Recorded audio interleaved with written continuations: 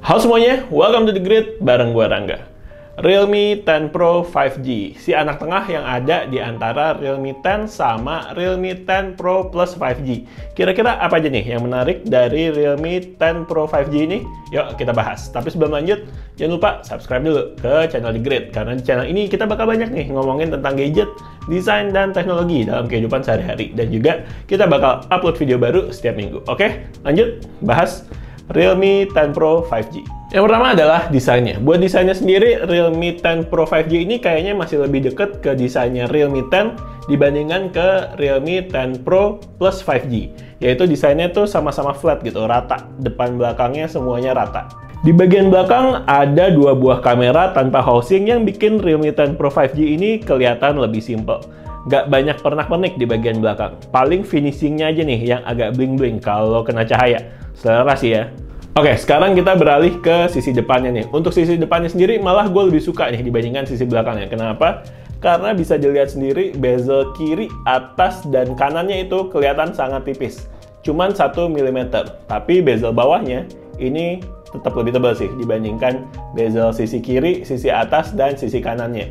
Jadi emang kelihatan kurang balance. Dan gue paling sering gatel kalau lihat desain yang nggak balance kayak gini. Tapi untuk Realme 10 Pro 5G ini, gue lama-lama oke dan bisa berkompromi dengan hal ini. Awal-awal mungkin agak ganggu, tapi seiring pemakaian, lama-lama desain bagian bawah bezelnya ini ngeblend aja gitu rasanya, jadi nggak terlalu ganggu. Nah, di bagian depannya ini ada layar dengan panel IPS yang berukuran 6,72 inch, kemudian resolusinya Full HD Plus dan refresh rate 120Hz dengan DCI P3 Color Gamut. Layar besar berarti bodinya bakalan besar juga nih. Iya, body dari Realme 10 Pro 5G ini termasuk besar. Tapi untuk feel in hand-nya itu masih cukup nyaman. Dikantongin juga masih oke. Untuk kualitas layarnya biarpun bukan AMOLED, tapi menurut gue pribadi udah cukup oke. Layarnya itu cukup vibrant warna-warnanya, walaupun bisa diatur sih mau lebih vivid atau lebih natural. Kemudian refresh rate-nya udah 120Hz, buat scrolling-scrolling udah enak, udah mantep, dan viewing angle-nya juga udah cukup oke. Di sektor audio, Realme 10 Pro 5G ini udah menggunakan stereo speaker atau dual speaker, tapi menurut gue secara kualitas stereo speakernya ini cukup aja, nggak yang bagus-bagus banget. Tapi untuk option buat audio dia masih punya ini nih. Masih ada headphone jack 3,5 mm, jadi bisa jadi option buat yang seneng pakai wired earphone, ini bisa jadi pilihan. Hal kedua yang menarik adalah Realme UI 4.0. Jujur kemarin gue udah sempat bosen banget sama Realme UI 3.0 yang dimana boring gitu desainnya, ya gitu-gitu aja, desain icon dan segala macamnya tuh ya udah bosen lah ngelihatnya. Tapi di Realme UI 4.0 ini udah ada updatean.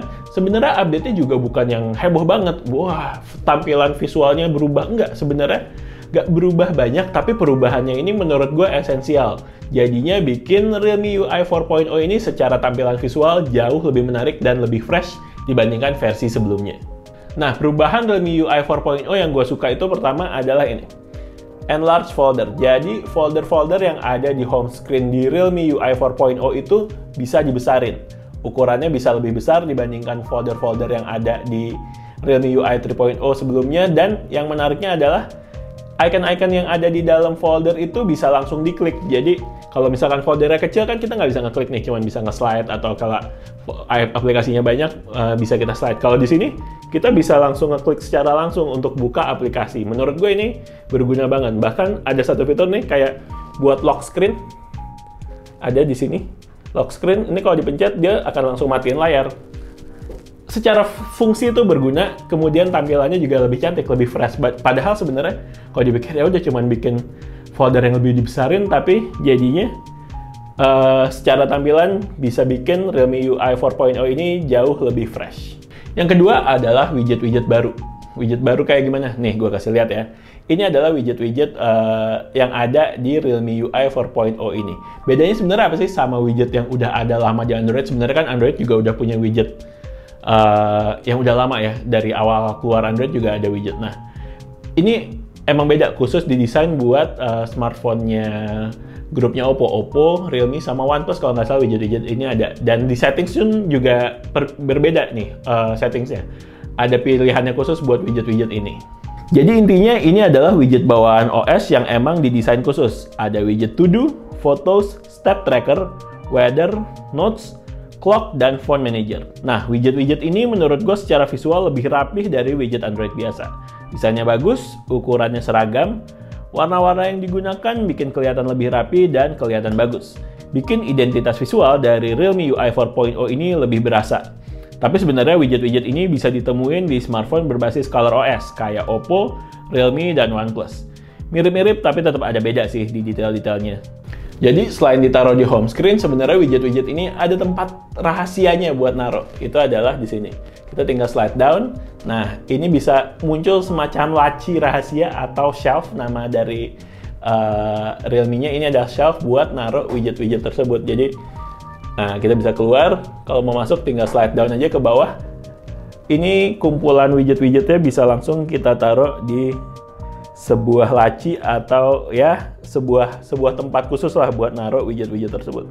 Asik sih, jadi karena dikumpulin dalam satu page, jadi kelihatan lebih rapih dan lebih gampang buat diakses.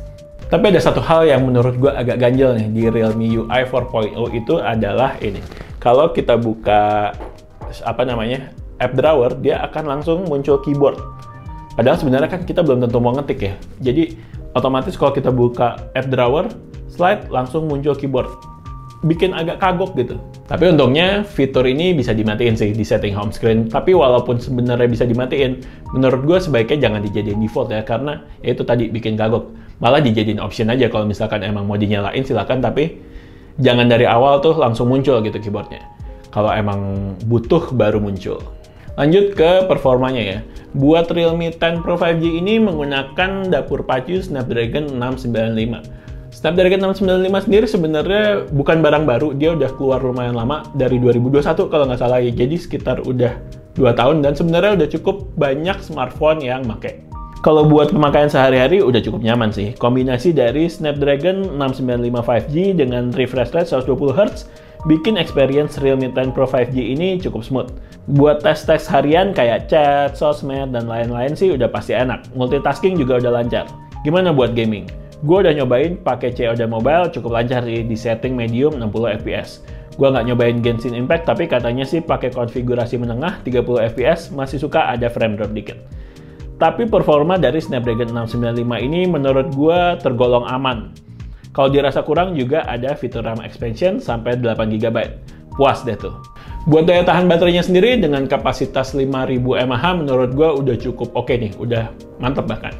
Untuk penggunaan dengan 2 akun WhatsApp aktif, kemudian sosmed, sosial media pakai, kemudian buat nonton-nonton YouTube sedikit, kadang-kadang ngetik-ngetik skrip sedikit, kemudian main game juga. Di sini kemarin ngetes CODM, sekitar di jam 9 malam gua make itu udah berkisar sisanya sekitar 26%. Menurut gue itu udah cukup oke sih buat sebuah smartphone yang dipakai lumayan intens. Apalagi dalam paket penjualan ini masih dapat charger 33 watt. Jadi nggak usah ditinggalin semalaman buat ngecharge-nya. Cukup pagi pas bangun tidur, kita charge, bisa aktivitas dulu, mandi-mandi segala macam sebelum beraktivitas berangkat. Sekitar 1 jam lebih dikit lah, baterainya bakal full ke 100%. Oke, sekarang untuk bagian kameranya. Untuk kameranya sendiri, pakai setup 2 kamera dengan konfigurasi kamera utama 108 MP f1.8 dan depth sensor 2 MP f2.4. Dan juga kamera depannya 16 MP.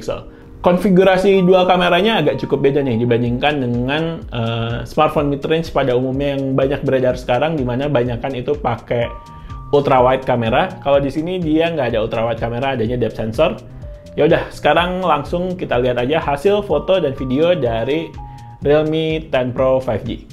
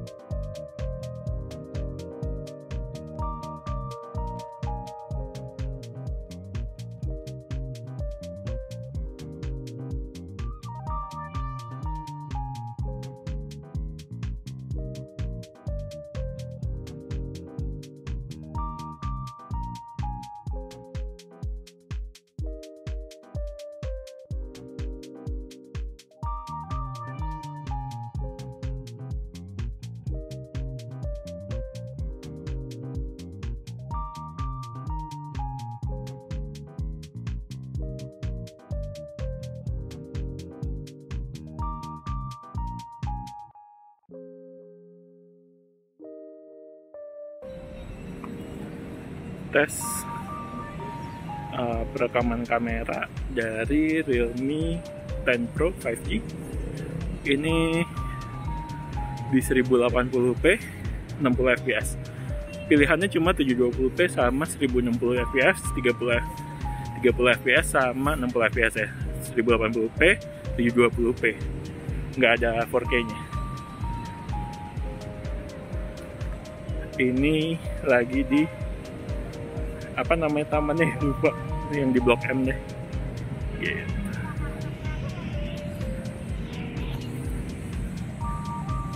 Kurang lebih begini ya hasil kameranya, hasil video perekaman dari Realme 10 Pro 5G. Oke. Sekarang kita coba kamera depannya. Cuman ada pilihan 1080p sama 720p, nggak bisa ngatur fps-nya. Kayak gini ya, kira-kira. Videonya dari kamera depan Realme 10 Pro, Realme 10 Pro 5G. Oke.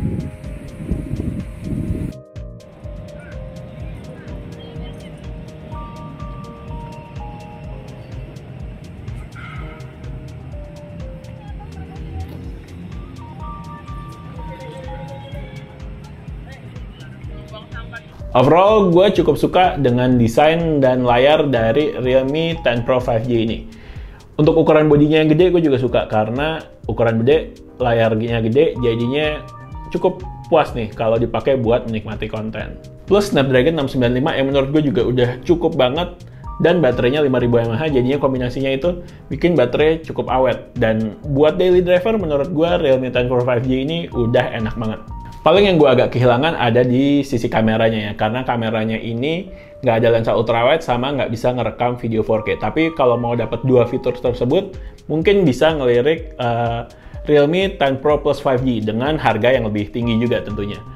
Untuk Realme 10 Pro 5G ini punya dua varian warna, Nebula Blue dan Dark Matter. Ini adalah warna yang Nebula Blue yang gue pegang. Kemudian ada dua konfigurasi storage juga, 8128 itu dijual dengan harga 4.599.000. Kemudian 8256 itu dijual dengan harga 4.999.000. Kira-kira gimana? Tertarik nggak dengan Realme 10 Pro 5G ini? Yuk, tulis di kolom komentar. Oke, sekian video dari The Grid. Like videonya kalau emang suka. Follow Instagram kita di thegridco.id dan subscribe juga ke channel The Grid. Kita juga ada TikTok. Follow juga di TikTok kita. Oke? The Grid sign out. Bye.